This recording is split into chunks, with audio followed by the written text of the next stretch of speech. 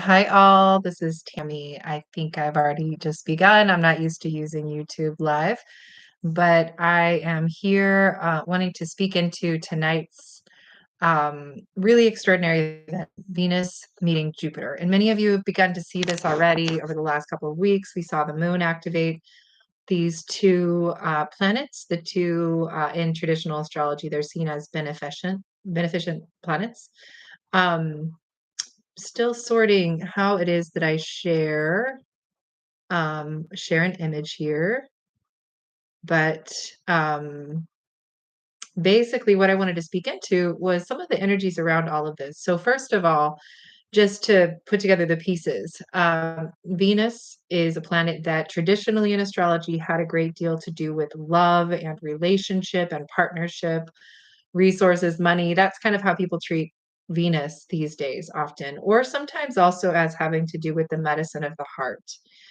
I'm not going to argue with many of those frequencies because to me it also does feel like Venus does carry, um, especially from the frame that I come in with, the medicine of the feminine principle, right? So here's the feminine medicine. You can see Venus in the sky, and that's part of what she represents.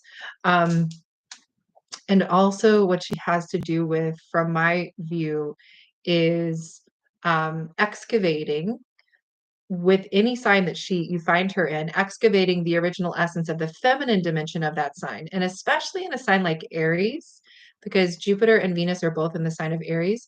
Many of us are wanting to um, really recognize what was the original feminine essence of Aries, and how do we bring her alive? Remember who she is. So. Um, so that's part of what we are in a process of remembering.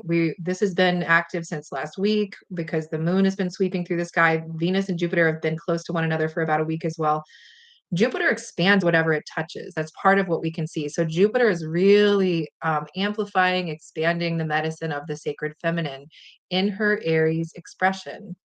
So part of what's been happening over the last number of years and will continue to through the coming years is that many of our major planets have been going through, have been moving through the sign of Aries. So we have the Venus and Aries cycle from 2017 to 2019. Um, Uranus was just in an Aries cycle. Um, we have had uh, Mars just in an Aries cycle as well. So these are just some examples. And then we're going to have as well Saturn moving into Aries in not too long.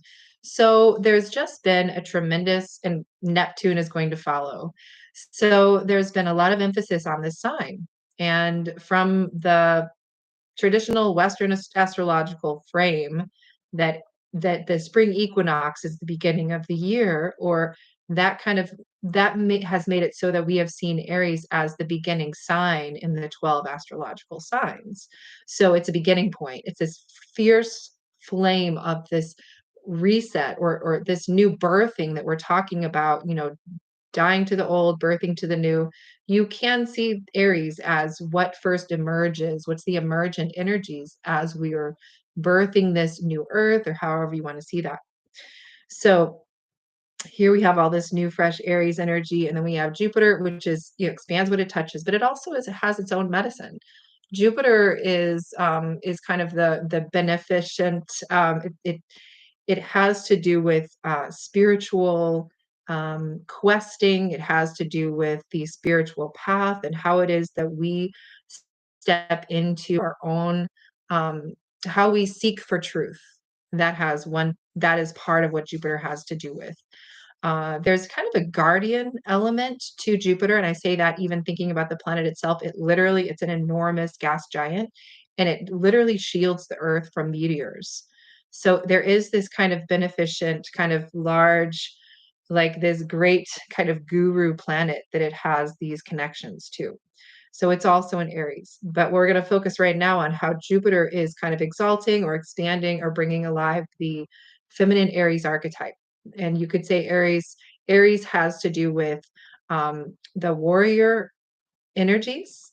And I want to just speak to that for a moment because I think what many of us have been recognizing who are looking at this larger, like if you look you take the larger view about where humanity is at right now in terms of our species evolution and what's needing to shift and change so radically so that we can continue to exist on this planet. So much of it has to do with healing the archetype of the violent warrior. There is this idea that is very commonplace among many people that would say that humans have always been this violent and this warlike. But there are many, many, many indicators that would suggest that we have not always been this violent, and that in fact, this time we're in as a species. It is very extreme. And so, what's coming next, and what we are all helping to co-create, is a time of greater harmony and peace. So part of that has to do with this moment we're in right now where we're really looking at and feeling. So when we see Venus and Jupiter out there in Aries, it's a mirror. What's happening is also happening inside of us. So it has to do with this reorienting, this amplification of the new energies of Aries that are coming in, and also an excavation of the original essence of Aries, which arguably I might say weren't about violence and war. So, what's the essence of Aries is the question, and what is the feminine Aries? And so, I'm asking you that too. My big sense is that we're all kind of in this place of emerging. What are the new and the ancient archetypes of each of the signs? Because what we've been working with currently, in many cases, it's changing rapidly. It needs to change. So part of what I might say, what I've been sensing and feeling and understanding the new Aries is about, first of all, is guardianship. Like it's really, and this is original essence. The original essence of Aries is it's this bright flame. It's the fire of new creation. It's the beginning, emerging aliveness. There's a primal facet to it, and it's also there is this the courage or the strength or the power that has currently been channeled into violence. What's the original medicine of that? What is the medicine of that that's life-giving? And we could say that that fierce warrior energy originally was, in the feminine expression of that, was in guardianship of the land or of the earth. That's been my sense. That's been my sense, is that that's part of what's waking up. And when you hear the voices of indigenous people who are literally fighting for their lands, whether that's in the Amazon, Standing Rock, or some of the more recent indigenous land defense activations, then my sense is you can see this fierce, strong, courageous Aries in its most life affirming aspect on the world stage. How does it look on the inside? How does how do we experience maybe the wounded warrior inside? And how do we experience the healing, evolving version? That's another question. And of course, again, the feminine helps us recognize this, not because the masculine Aries is in error, because my feeling is that we're needing to actually heal the distortions around the Aries masculine archetype and celebrate its beauty in its original essence as well. But because the feminine has been off the world stage and hasn't been kind of in charge for a long time, this begins first by recognizing and emerging what is feminine, what is the feminine Aries essence. So what's interesting right now about this moment is that we have a lot happening around the perimeter of this moment of conjunction that's influencing the bigger story. One of those layers is that we have, it's fascinating, Juno, the asteroid Juno, is meeting up with Eris, the asteroid Eris. And that's happening almost exact at the same time as Venus and Jupiter. Now, just Juno, the asteroid Juno, that has a connection to partnership and relationship, and we can tune into her and we can feel, among other things, what are the distortions of the current relationship paradigm. What are the traditional stories about that? What is some of the imbalance of power that we've experienced in the male-female relationships? We can just look at, in ancient Rome, the stories about Juno and Jupiter, and we can begin to see that.